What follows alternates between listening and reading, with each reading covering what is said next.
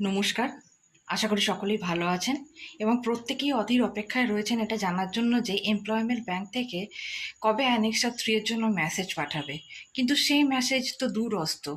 তার আগে উত্তরবঙ্গের বিভিন্ন এমপ্লয়মেন্ট ব্যাংকে যেসব বেকার ভাই বন্ধুরা, বোনেরা, দিদিরা রয়েছেন তারা এসএমএস পাচ্ছেন গিয়ে ভেরিফিকেশন করানোর জন্য তাদের সমস্ত ডকুমেন্টস, এবং একই বাড়ি থেকে যদি দুই ভাই দুই বোন কেউ পেয়ে থাকেন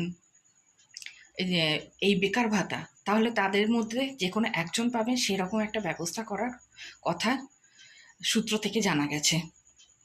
এবার যুবশ্রী তো অনেকের কাছেই একটা মোটামুটি আয়ের উৎস। আচমকা যদি এইভাবে বন্ধ করে দেওয়া হয় তাহলে অনেক বেকার ভাই বন্ধু দিদি বোনেরা বিপদে পড়বেন, যেমন আমারও দুশ্চিন্তা হচ্ছে বাকিদের মতোই। ডকুমেন্ট ভেরিফিকেশন আলাদা ব্যাপার, আর সর্ট আউট করে নাম তালিকা থেকে কেটে দেওয়া আরেক ব্যাপার।